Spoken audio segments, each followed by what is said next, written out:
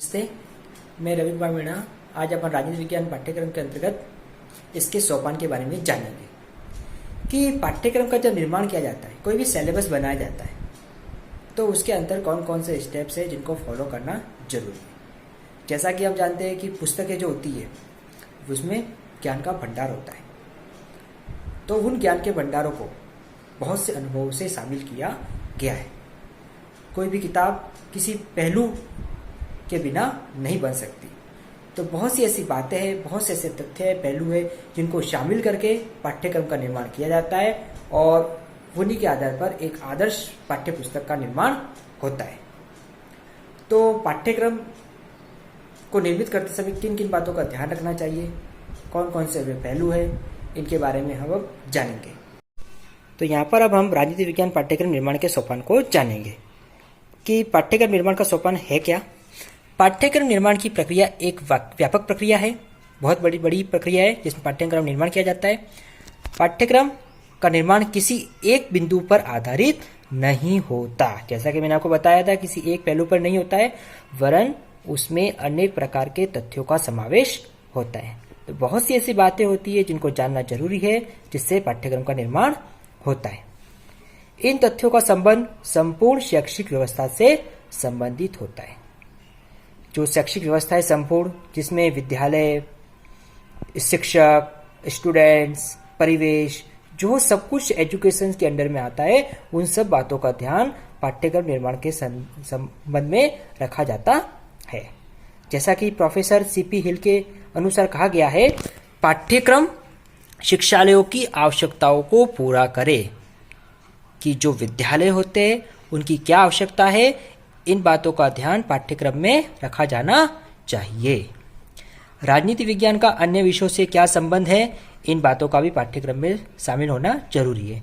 आप लोगों ने बीएड फर्स्ट ईयर में जाना कि एक विषय का दूसरे विषय से कोरिलेशन होता है, सह संबंध होता है, और वो किसी न किसी तरह से दूसरे विषय से जुड़ा हुआ होता है। तो इस बात का समावेश पाठ्यक्रम में होना चाहिए, क्योंकि कोई भी विषय दूसरे विषय से दूर नहीं हो सकता, साथ ही चलते हैं। तीसरी बात है, बालकों की रुचि एवं अवस्था का ध्यान रखकर पाठ्यक्रम निर्धारित किया जाए। आयु स्तर, बच्चों का लेवल, इन सब बातों का ध्यान हमको पाठ्यक्रम में रखना है कि किस स्तर के बालकों के अनुसार पाठ्यक्रम का निर्माण किया जा रहा है, इस बात का ध्यान रखा जाना चाहिए। चौथी बात है, राजनीति विज्ञान का पाठ्यक्रम सदैव राजनीतिक एवं सामाजिक पुनर्जीवन के निर्माण के लिए एक साधन का कार्य करे। बहुत ही इंपॉर्टेंट बात है कि राजनीति विज्ञान का जो पाठ्यक्रम है उसका एक रोल होना चाहिए कि राजनीतिक और सामाजिक जो जीवन है उसका निर्माण एक अच्छे रूप में कर सके, इसलिए यह एक साधन के रूप में अपना कार्य करेगा। अब हम यहाँ जब जानते हैं कि इसके सोपान कौन कौन से हैं। मूलतः इसके 5 सोपान बताए गए। पहला है लक्ष्य एवं उद्देश्य, दूसरा है अधिगम अनुभवों का चयन, तीसरा है विषय वस्तु का चयन, चौथा है अधिगम अनुभव एवं विषय वस्तु का अंतरण, एवं 5वां है मूल्यांकन। तो ये 5 बातें हैं जिसको पाठ्यक्रम निर्माण के समय ध्यान रखा जाता है। तो आज हम यहाँ पर लक्ष्य एवं उद्देश्य एवं अधिगम अनुभवों का चयन, इन 2 बातों पर अध्ययन करेंगे। पाठ्यक्रम निर्माण के सोपान को समझ रहे हैं, तो यहाँ पर हम जानने की कोशिश करेंगे कि पाठ्यक्रम निर्माण के सोपान के अंतर्गत जो उसका पहला सोपान है लक्ष्य एवं उद्देश्य, ये क्या है कि लक्ष्य एवं उद्देश्य के अंतर्गत कौन कौन सी बातों को हमको ध्यान में रखना है। पहली बात है यहाँ पर सामाजिक लक्ष्य एवं उद्देश्य। सभी को पता है मनुष्य एक सामाजिक प्राणी है, समाज में उसका निवास है।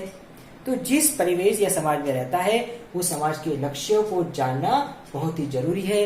उस समाज के क्या उद्देश्य है, इन बातों को जानना जरूरी है, और इसी लक्ष्य उद्देश्य के आधार पर पाठ्यक्रम का निर्माण किया जाना चाहिए।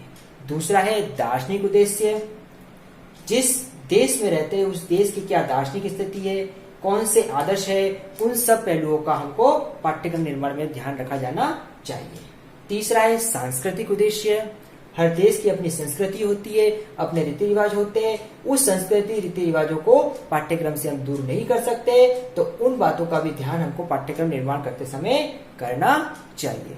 चौथी और इम्पोर्टेंट बात राष्ट्रीय उद्देश्य, जिस राष्ट्र के हम निवासी हैं उस राष्ट्र के अनुसार अगर पाठ्यक्रम का निर्माण नहीं किया है तो पाठ्यक्रम सफल या आप ये बोल सकते हो वो पाठ्यक्रम सही नहीं हो सकता। इसलिए राष्ट्र के उद्देश्य, राष्ट्र की एकता, राष्ट्र में किस तरह से भाईचारा बनाए रखा जाना चाहिए, राष्ट्र में को किस तरह से उत्थान होना चाहिए, इन सब पहलुओं का ध्यान हम राष्ट्रीय लक्ष्य उद्देश्य के अंतर्गत जानेंगे। पांचवी बात, अभिभावक। पाठ्यक्रम बालकों के लिए निर्मित होता है और बालकों के अभिभावकों को हम इससे दूर नहीं कर सकते। अभिभावकों की आकांक्षा होती है कि उनके बालक पढ़ लिख कर अच्छे नागरिक बने, उनकी आकांक्षाओं को पूरा करें, जो वे चाहते हैं उसको पूर्ण करने का प्रयास करें। इसलिए अभिभावकों का भी इसमें ध्यान रखा जाता है ताकि वह बालकों जो करना चाहते हैं वह कर सके और अभिभावक उसमें संतुष्टि प्राप्त सके।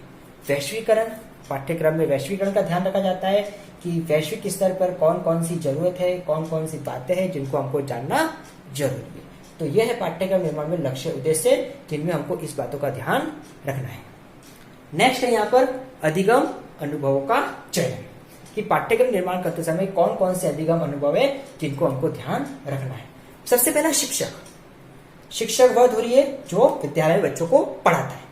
जब यह बच्चों को पढ़ाता है तो पाठ्यक्रम निर्माण करते समय शिक्षक की आकांक्षाओं का ध्यान रखा जाना चाहिए कि वो पाठ्य जो पुस्तक में जो पढ़ाने जा रहा है क्या वो शिक्षक उसको पूर्ण कर सकता है कि नहीं कर सकता, यानी शिक्षक को इसमें ध्यान रखा जाना चाहिए, शिक्षक के अनुभवों का इसमें चयन किया जाना चाहिए। दूसरी बात, शिक्षण अधिगम प्रक्रिया। शिक्षण की कौन सी अधिगम प्रक्रिया है, कौन सी ऐसी तरीके हैं जिससे बच्चों को सीखने के लिए हम तैयार कर सकते हैं। जैसे कि सरल से जटिल की ओर एक प्रक्रिया है, तो इस प्रक्रिया को ध्यान में रखकर हम पाठ्यक्रम का निर्माण करेंगे ताकि बच्चों को निम्न से हम उच्च स्तर की ओर ले जा सके। कक्षा कक्ष में विभिन्न तरह के बालक होते हैं। वे बालक होते हैं जो जल्दी से किसी बात को, किसी भी तथ्य को पढ़ लेते हैं, और वे बालक होते हैं जो शीघ्र से नहीं पढ़ पाते।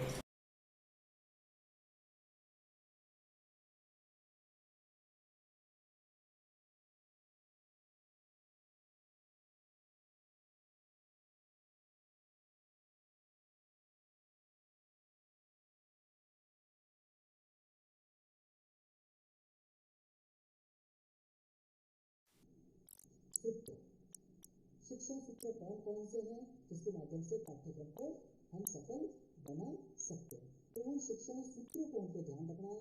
अधिगम के कौन कौन से नियम है उन नियमों को ध्यान रखना है। जैसे कि अधिगम में जो थॉर्नडाइक का या पावलोव के जो भी नियम बताए गए उन नियमों को हम आज शिक्षण में पढ़ रहे हैं, तो उन नियमों का अगर हम ध्यान रखेंगे तो पाठ्यक्रम अच्छे से निर्मित हो सकता है।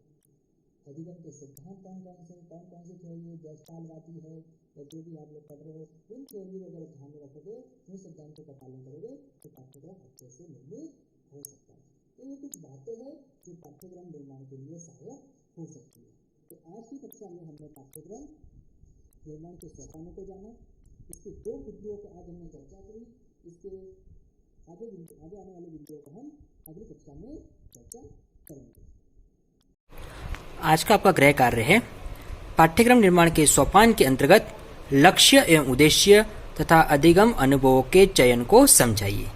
आज आपने पाठ्यक्रम निर्माण के 2 जो सोपान पढ़े हैं, लक्ष्य एवं उद्देश्य तथा अधिगम अनुभव, इनके ऊपर आपको अपना असाइनमेंट करना है। Thank you.